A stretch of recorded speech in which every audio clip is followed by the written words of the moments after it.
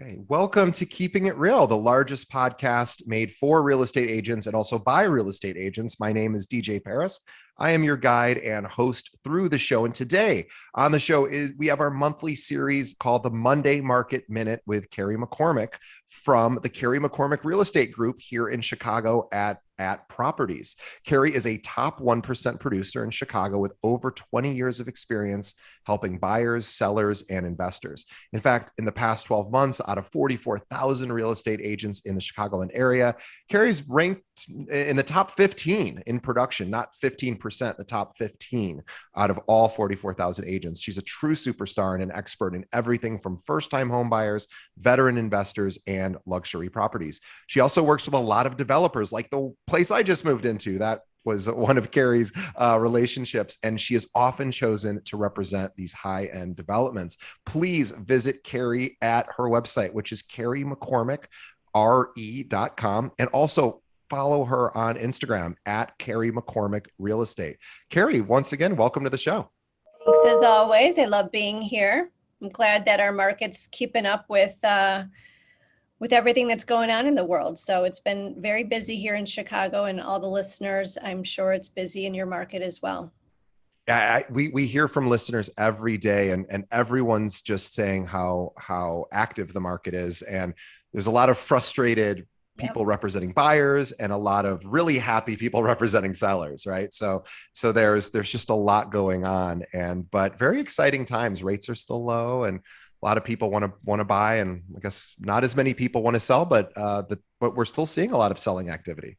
Yeah, so we all are seeing and saying the same thing. And one tool that I use quite a bit for those that are here in Chicago is the Chicago Association of Realtors. I'm going to put it on my screen for those that are listening or viewing.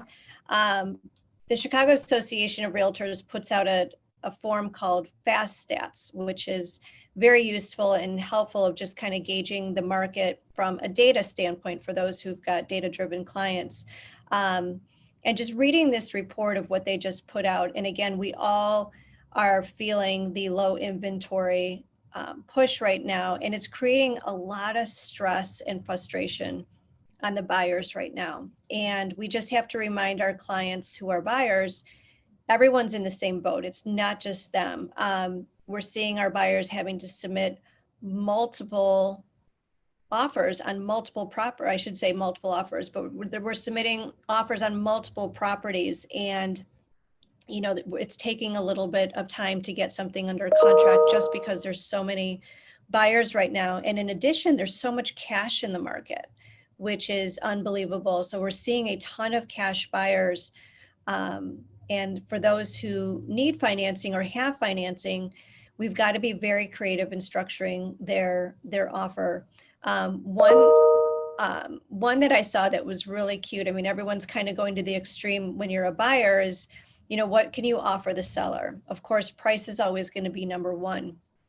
But then there's other creative things, of course, taking the house as is, maybe doing an inspection, but telling Mr. and Mrs. Seller, we're not going to be asking you for anything. So again, taking the home as is, waiving mortgage or appraisal contingency is another big thing that we're seeing.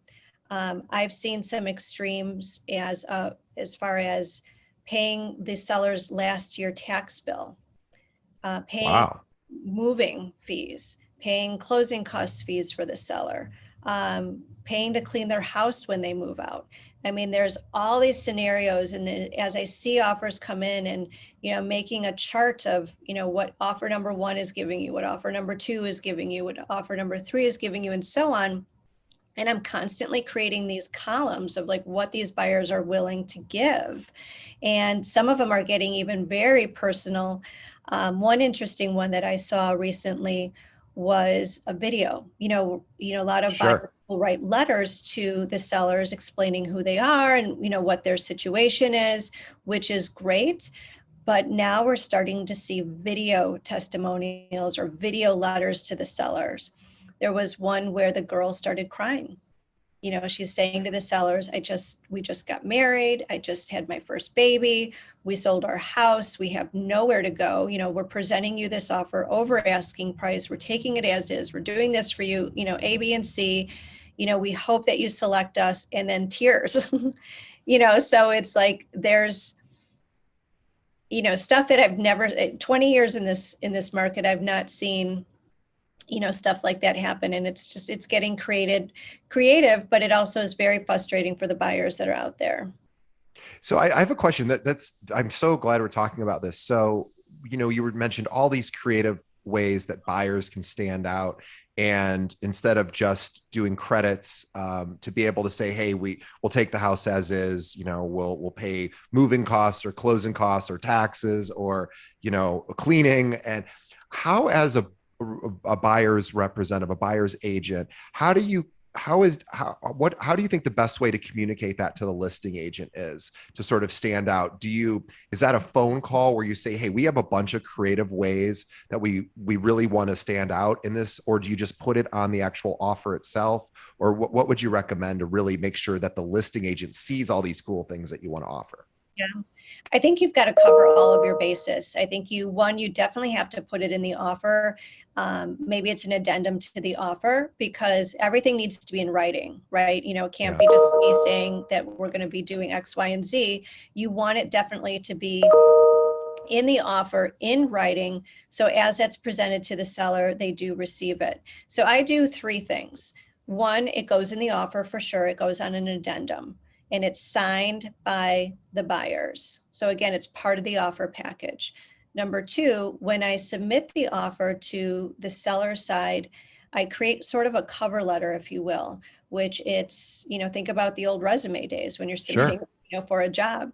It's kind of giving a quick summary of the offer. I'm a bullet point kind of gal, so I like just to do a quick bullet points of what we're offering and some of the extras. And then I follow up with the phone call. I think, communication is absolutely key. People like to do business with people that they like. It's important in our industry, to have these relationships. And that's why it's important for, people like myself that have been in the market for a long time, and we've got these good reputations and relationships with other brokers. We know, how the deal is going to go. So there's a lot involved in it right now, but you just have to remain professional, put your best foot forward, and obviously hope for the best. So question. So as a listing agent, how often, because the whole idea of a cover letter is such a great idea. I'm curious, as somebody who's been doing this quite a long time and also doing it right now, when you have listings, how often do you get those sort of bullet point cover letters? I'm curious how common that is. Not that often, I have to say. I mean, that's just something, it's really kind of stemmed from just me trying to be organized and doing a summary and just how my brain operates. So I kind of invented that for myself. But when I see offers come over from other brokers, everyone operates very differently, right? Sure. Nothing's right or nothing's wrong. It just, again, it's a very preference. But what I find too is that some brokers will give, a little summary of the offer, but it's really just, price, closing date, and I don't know, financing or something like that. But you still have to go through the offer. And then I find, oh, wait a second, it's contingent on the sale of their home. Oh, wait a second, they want a warranty. Oh, wait a second, It's like the broker doesn't list all kind of the negatives in their summary. They only list the positives. So I do think is just, again, putting a nice cover letter together really just helps streamline and make the process a little bit more easy. And that's what everyone's looking for. Yeah, it's such an amazing idea. I don't know why I've never had this conversation on the show before. But what a smart idea to list out all of here's what we're offering, here are the challenges we have, and putting them in a bullet point format is so great, because looking through a contract or looking through an offer, contract, it's frustrating. None of it's organized. It's all over the place. It's written in legalese. And of course the listing agent's going to have to double check everything in there. But if you can list everything out on that front page, I know just from an organizational perspective, visually, it's so much easier just to see. I mean, it seems like a small thing, but I think for listing agents that are dealing with all of these multiple offers, boy, that would make a buyer's offer stand out a bit. And I'll give you another little tip that I came up with, and I think it's important for a seller to understand the strength of the buyer. And, of course, all buyers are writing these I call them the love letter to the Yeah. seller. And it's great to hear, again, the buyer's story of, who they are and where they live and what their plans are and how much they love the house. But everyone's doing that. Everyone's facilitating these incredible love letters. And it's really, to me, it's kind of lost its purpose to some Yeah. degree.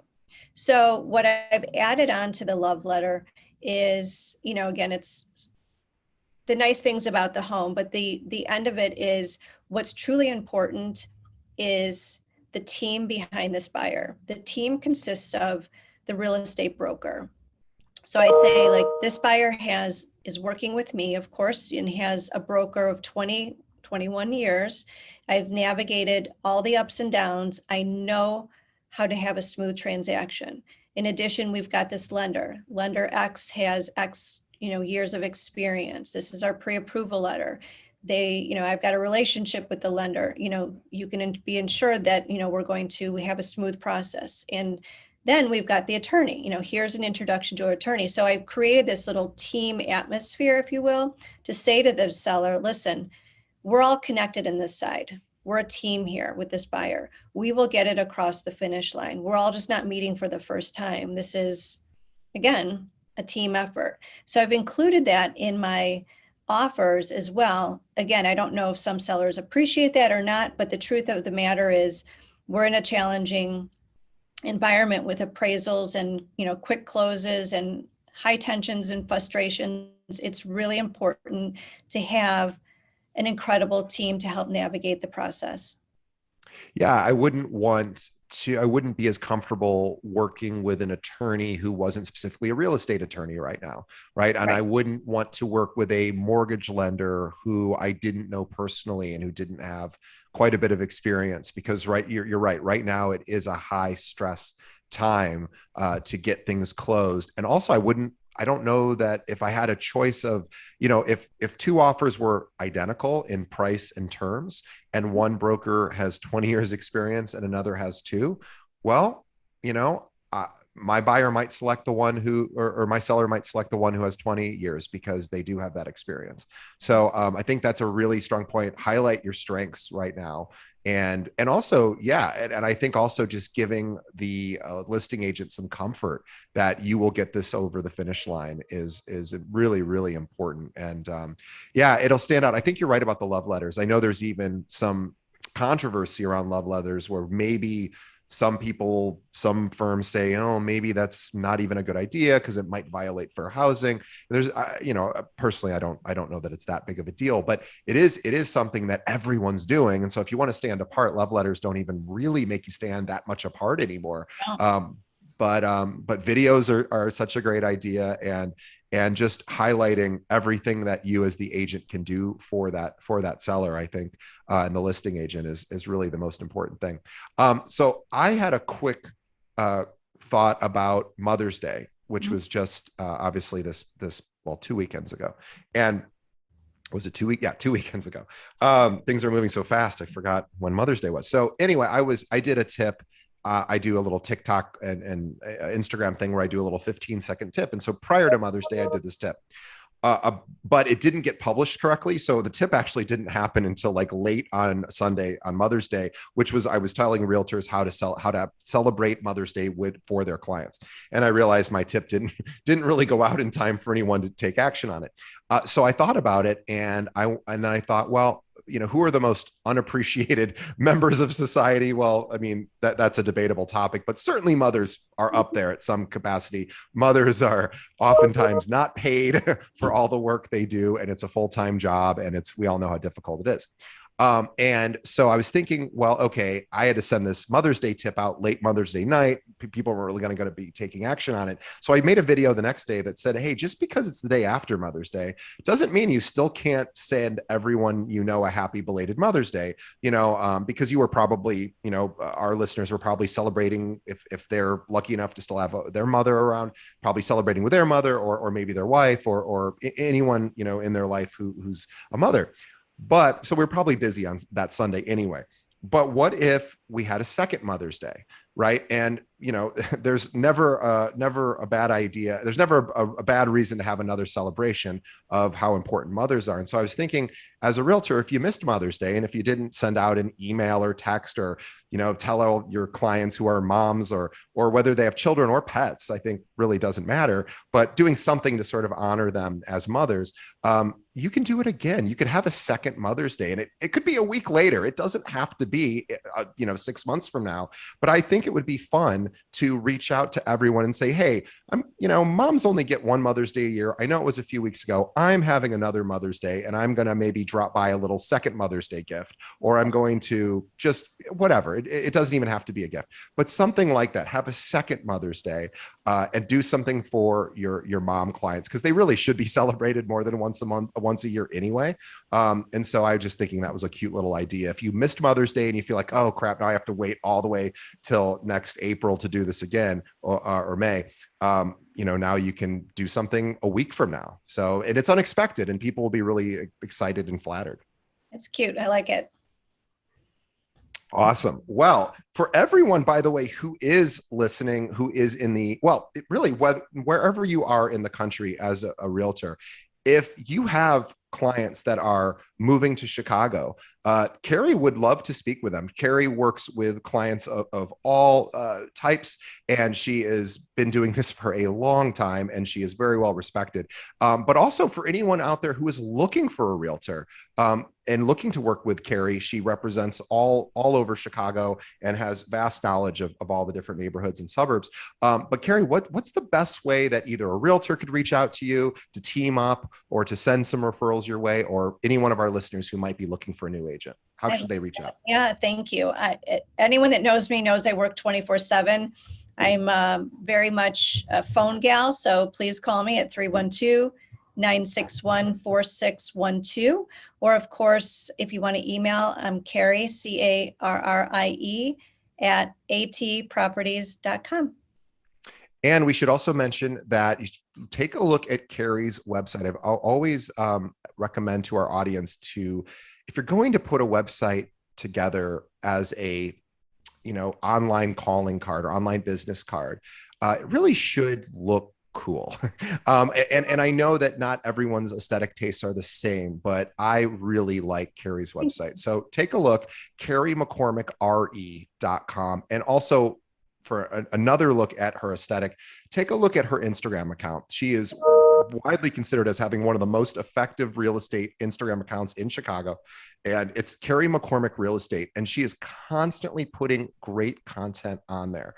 And she does it all herself too, which is even more amazing, where a lot of people, simply just hire firms to do it. She does it herself, and she does an exceptional job of it. And she has a huge following there. So take a look, Carrie McCormick Real Estate on Instagram. Carrie, thank you once again for being on the show. All these years, Carrie's been coming on, and we are so grateful to have her, because her insight into how to navigate this kind of market is so valuable to our audience.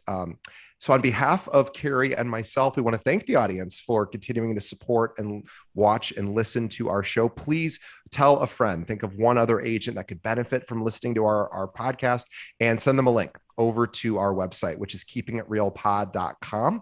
Again, keepingitrealpod.com, or just have them pull up a podcast app. We're on all the major streaming platforms and podcast apps, and search for Keeping It Real and hit the subscribe button. That'll help us keep creating new episodes. And on behalf of the listeners and myself, we want to thank Carrie for taking time out of her incredibly busy day to help our audience learn more about how to become a better realtor. So Carrie, thank you so much. Amazing. Thank you. All right, we'll see you next month.